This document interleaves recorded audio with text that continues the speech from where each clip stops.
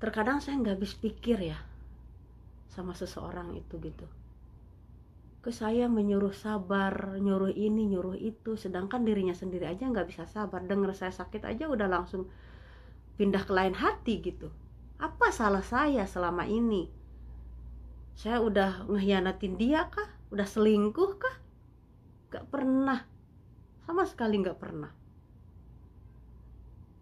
Yang pantas digituin tuh, yang pantas diduain itu yang lagi selingkuh di depannya dia atau di belakangnya dia kayak gitu, ketahuan selingkuh.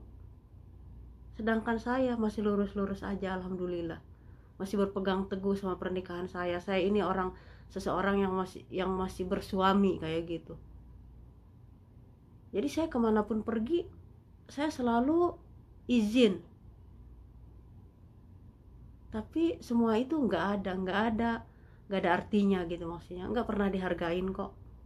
Padahal kita itu izin ke suami itu karena apa? Karena kita itu menganggap itu dia itu imam saya, pemimpin rumah tangga, harus kita hormatin, harus saya hormatin kayak gitu. Tapi dianya nggak mau, itu semua nggak mau. Di saat aku berubah, kenapa kamu seperti itu? Kenapa kamu ngomong kurang ajar ke saya? Saya juga gampang kan ngebalikinnya. Nah, bukankah ini semua kamu yang mau? Kamu yang mau saya seperti ini tuh kamu gitu.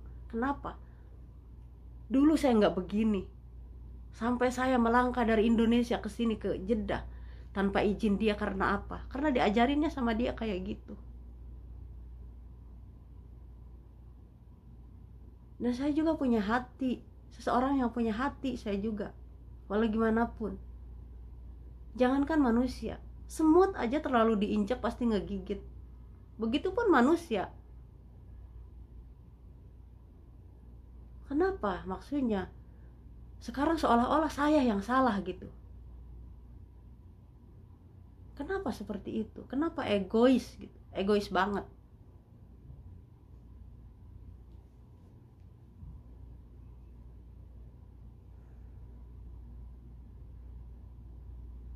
Kadang saya nggak habis pikir tuh, sama laki-laki tuh nggak habis pikir.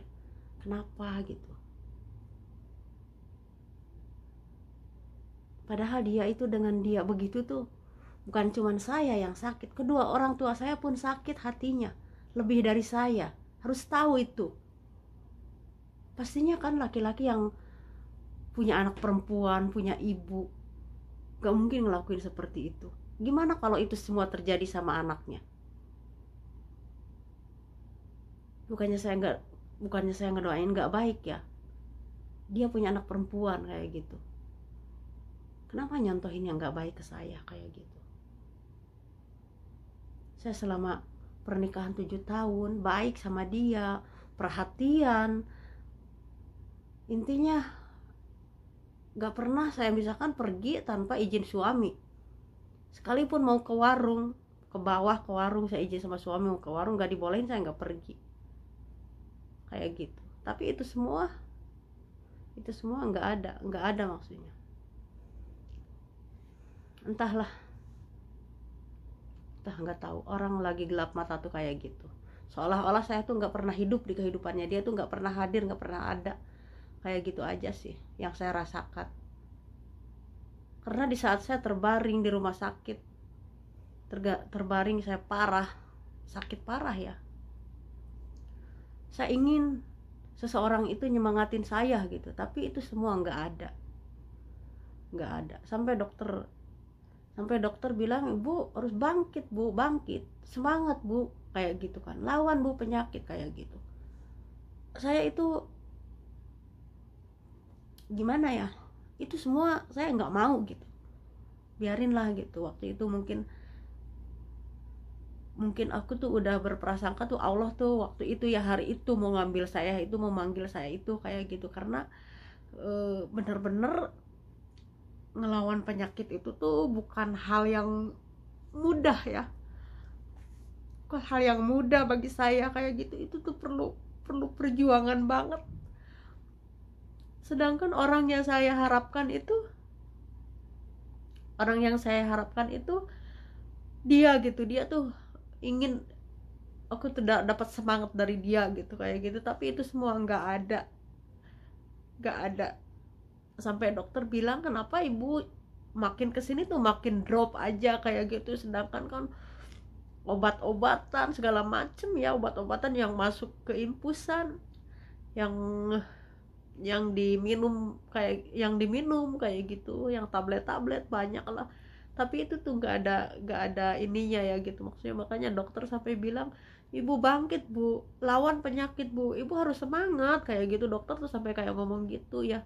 Karena saya juga kan waktu dirawat di rumah sakit, saya nggak mau ditengok sama mama saya karena mama akan lebih sakit gitu. Nggak mau ngelihat mama saya sakit, nggak mau ngelihat mama saya nangisin saya kayak gitu.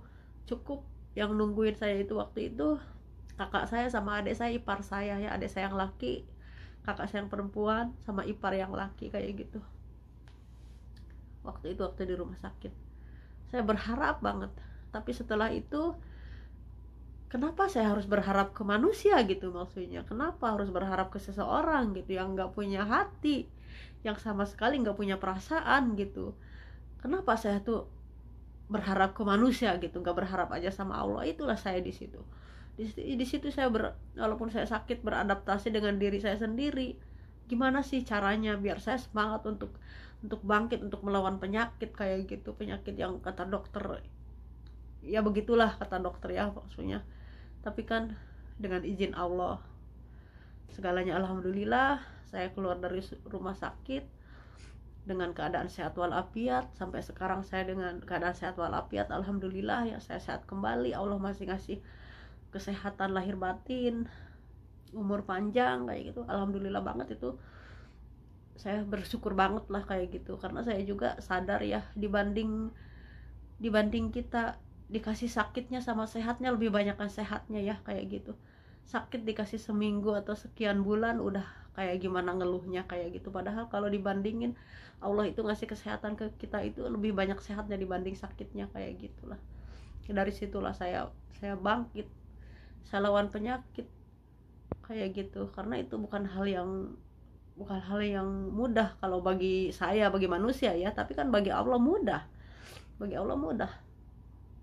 Kun payakun ya, sembuh kayak gitu. Alhamdulillah ala kulli hal. Berkat doa kedua orang tua saya, saudara-saudara saya, anak saya, sahabat-sahabat saya saling mendoakan saya kayak gitu. Terus juga ya sayanya juga beradaptasi dengan diri saya sendiri. Saya tuh harus kuat, harus bisa ngelawan penyakit ini gitu kayak gitu. Karena yang saya rasakan waktu itu sangat luar biasa sekali ya, sakit juga yang sangat luar biasa.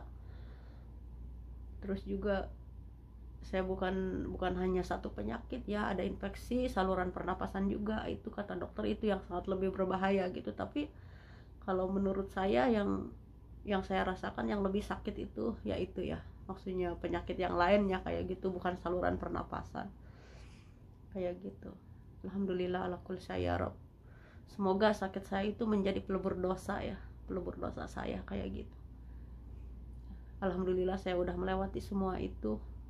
Walaupun saya bertubi-tubi dikasih cobaannya kayak gitu ya, cobaan ini, cobaan itu, tapi saya sadar Allah nggak bakal seterusnya ngasih cobaan, dan Allah juga nggak bakal seterusnya ngasih penyakit, ngasih sakit kayak gitu. Pasti sakit ada sembuhnya, sedih ada bahagianya, kayak gitu aja sih.